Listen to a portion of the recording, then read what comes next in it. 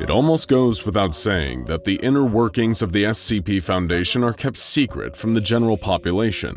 Your average Joe doesn't need or want to know about the terrifying entities and bizarre experiments happening behind the closed doors of the various Foundation research sites. But there are some secrets of the SCP Foundation that even its own staff know very little about. One such mystery is the highly classified and immensely powerful O5 Council, or Overwatch Council, that oversees everything that goes on within the SCP Foundation. They are considered the highest authority within the organization, but very little is known about them.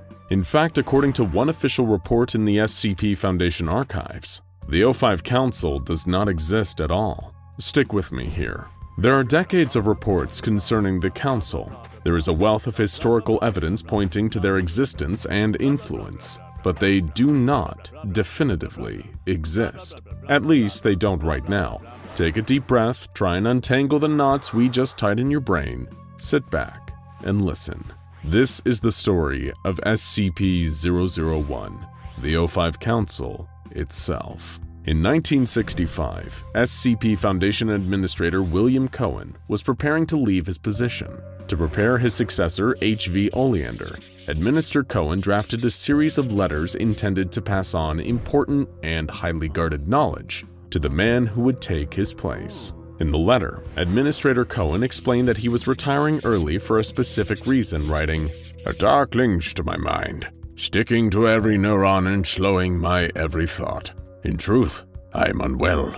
Cohen's decline had begun 8 years prior, in late 1957, after the launch of Soviet space probe Sputnik 1 into the Earth's orbit. The Foundation's interest had been drawn to the probe after a foreign signal had been detected trying to communicate with it. Not a signal from a foreign nation, mind you, but something from much further away, and likely something that was not human. Whatever it was trying to communicate, and it was getting closer. On January 4th, 1958, the signal stopped and an unidentified object arrived on Earth. Cohen was summoned to the war room at Site 00 much to his surprise. It was highly unusual for guests to be invited to the site. There they worked together to identify the nature of the situation with Sputnik, until a single burst of gamma radiation was detected and Sputnik's orbit began to decay. The Council panicked, calling heads of state and calling for as many resources as possible. They had worked themselves into a frenzy and were planning to shoot down the first space probe in Earth's history. Eventually, the decision was placed in Cohen's hands. Let the probe land on its own or shoot it down. Overwhelmed by the Council's intensity, Cohen told them to do what they thought was best. They shot it down. He did not want to, but he crumbled under the pressure. There were so many of them and only one of him, and they seemed so certain in their decision. This was the first decision in his career that Cohen regretted, and it was presumably followed by many more. He continued in his letter saying, "And now what credibility do I have left to disagree with them? I'm but a mouthpiece, a sad old puppet tangled up and caught in the very strings used to make him dance." Cohen wrote his letter to his successor with one warning. "Just as I have shown you vulnerability here in the hopes I might gain your trust, please consider asking the same from those who would insist you trust them." In March of 1958, following the incident with Sputnik, the O5 Council collectively submitted a notice to the Foundation's Leadership Committee. They stated simply, "The individual you call your administrator has proven insufficient. We solicit you to make your preparations and nominate another." No individual members of the Council wrote in, but rather submitted their thoughts as a collective, as if thinking together as one single mind. The language used was also curious, saying "your administrator" rather than "our administrator." The O5 Council seemed to think of itself as something separate from the SCP Foundation, its own entity rather than simply a powerful arm or leader of the organization itself. On June 11, 1962, another notice was sent out. It read, "Foundation, a life lived in service of the greater good is invalidated if death does not also serve." On November 11, 1965, a third notice was sent out, this time to all Foundation staff. Please join us in remembering the life and career of Administrator William Cohen. The only constant is change. Because of this, the erosion of his skills, abilities, knowledge, and confidence was inevitable.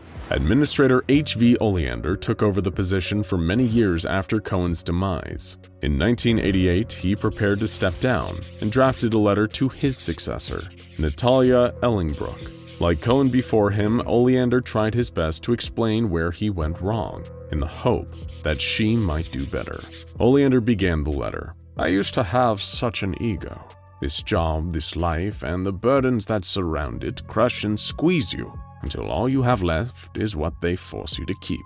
My mind and my soul feel as though they've been contorted into the shape of someone I no longer recognize. My predecessor, may he rest in peace, described his years as if he were trapped behind smoky glass and made to watch a foggy world pass him by. Like some sort of voyeur, I too feel imprisoned, but I realize that it was never a looking glass. It is a mirror."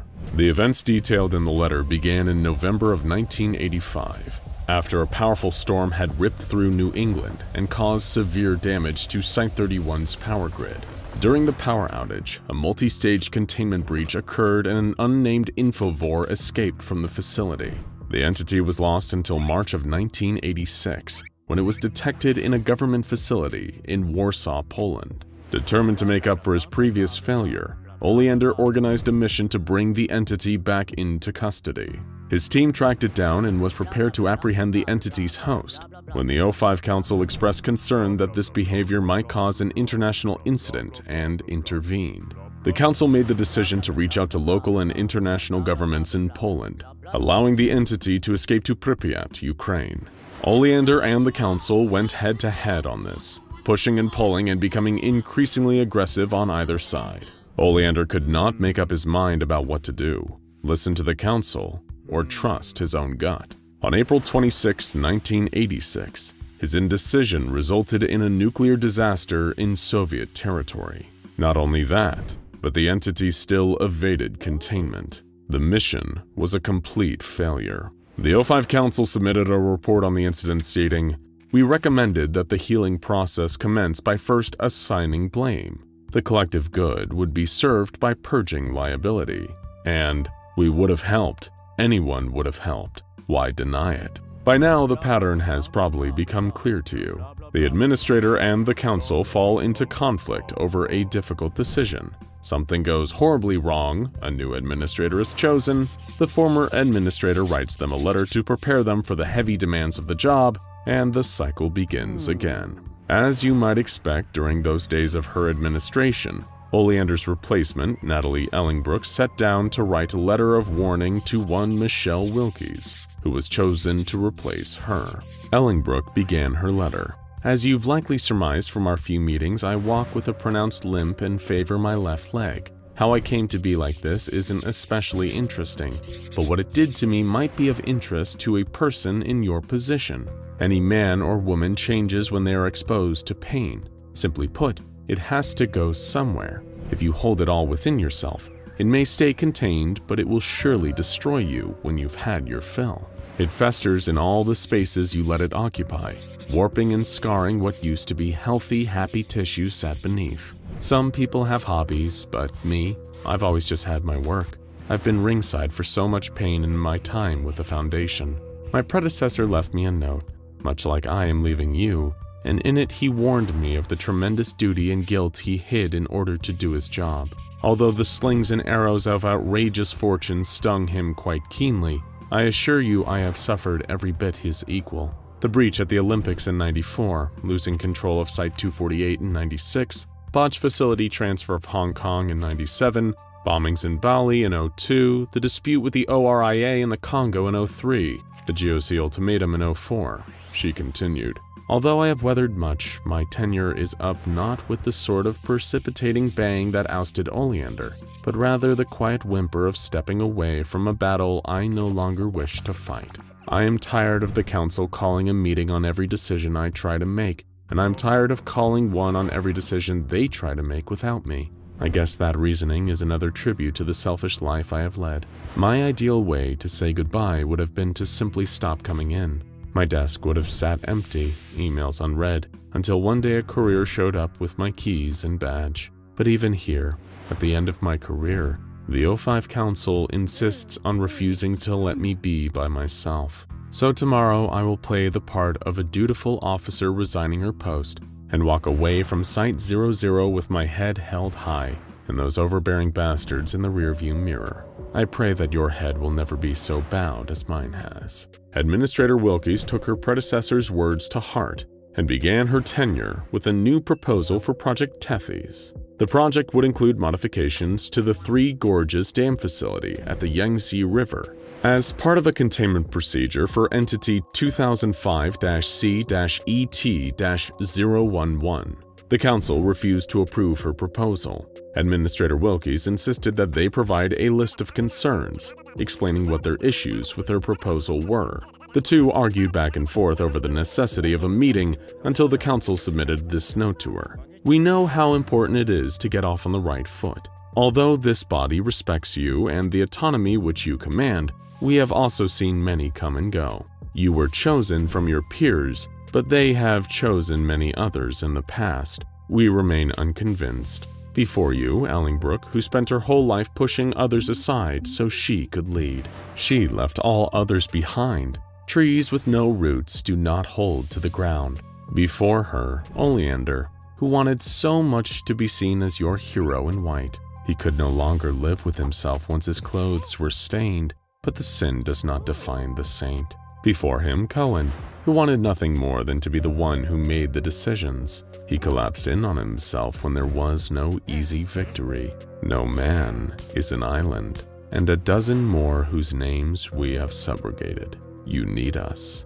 You are not enough. Administrator Wilkies was offended by this response and argued that the meeting was unnecessary. She asked for the Council to trust her expertise and the expertise of her employees. They responded, "Your distinctiveness did not arise from the ether. You are a synthesis of available materials and experiences. If needed, another could be synthesized. We are needed. We are necessary. We synthesize. You are not. You cannot. Become we or become they.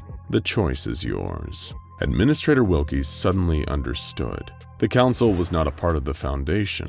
They were something else entirely. Though she couldn't be completely sure what they were, she knew one thing for certain: they were not her friends. She fired back at the Council's threats. "You cast your shadow over the future with your threats and intimidation. Certain we would be nothing without you. But I'm forced to wonder, who or what would you be without us? I stand with the countless thousands that have died for our mission, the people that have engineered our solutions, the people that will build them, and the people that will risk their lives in order to carry out these procedures in the hope our mission might one day be complete. Without them, I know I would be nothing. We are willing to take our chances without you. I'm going to offer you the same choice you gave me. Become we or become they." Several days passed with no response, and Administrator Wilkies made the most difficult decision of her career. She suspended the appointment of the O5 Council until a day comes when it becomes necessary again. Secure Area 00 has been set up around the area containing SCP-001. The area has been classified, designated Level 6 or Cosmic Secret. The coordinates of this secure area are stored in cranial implants placed in 15 carefully selected Foundation leaders, including Ethics Committee members and site directors. These candidates can participate in voting once a vote is called, but are to be kept unaware of their status as voters until it becomes necessary. If a supermajority votes to decrypt the contents of these cranial implants, the location of Secure Area 00 will be revealed to them. If the security of these implants becomes compromised, Cogita.aic will generate a new protocol, and a new list of candidates will be selected. The original candidates will have the encrypted information deleted from their minds. No one may access Secure Area 00 at any time for any reason, unless the aforementioned vote takes place. Operation protocols, defenses, building schematics, and all other information about the site have been expunged from Foundation records. Oh, what's this? A new addendum has been unlocked. This is for your eyes and ears only. Yes, I'm talking to you. Do not share this information with anyone else. A retinal scan has confirmed your identity, and the Cogito protocol has been executed. You are receiving this addendum because Administrator Michelle Wilkies is dead after nearly 20 years of service. Before her death, she prepared a statement regarding the role of administrator at the Foundation. The addendum contains a message from Administrator Michelle Wilkies to you, her designated successor. Surprise! You have been chosen as the next administrator for the SCP Foundation. You may be surprised, asking, "Really? Me?" Yes, you. You may not know it, but you were chosen quite some time ago. The cranial implant has been in place for years. Now it is ready to be activated. Michelle Wilkies' message is intended to prepare you for the trials and tribulations that lie ahead, and to encourage you to ask yourself, what kind of leader will you be? Are you willing to do whatever it takes to perform this most solemn duty? The following comes from the former administrator herself. Listen carefully and consider what she has to say.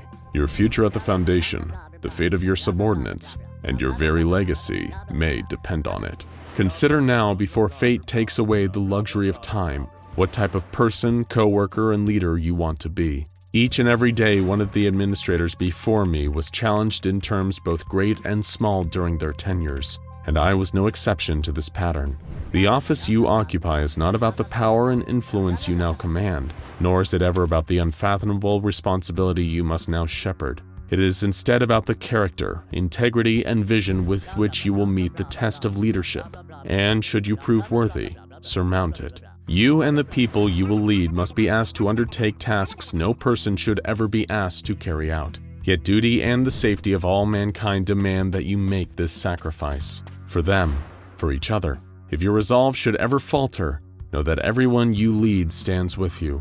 We are ready to follow you into the blackest night if you let us believe in the promise of dawn. But should your resolve ever break, the Council awaits. They will invite you to Site 00 if you ask. You need only surrender. Best wishes, M. Wilkies, former administrator. What exactly is the O5 Council? That is a question not easily answered. They are not flesh and blood, not individual minds and feelings, but something else entirely. They are a collective, something that thinks, breathes, and votes together as one being. They view the world as two things, we and they. As you prepare to take on the role of administrator, keep in mind who you are. Be strong, be brave, be resolute, and hold on to your sense of right and wrong. But if you ever should falter, if you decide to stop being you and become we, there is always Site 00. Remember, even though they do not officially exist, the Council awaits. Now go check out SCP-001 The Gate Guardian and SCP-001 The Black Moon for more enigmatic SCP-001 proposals.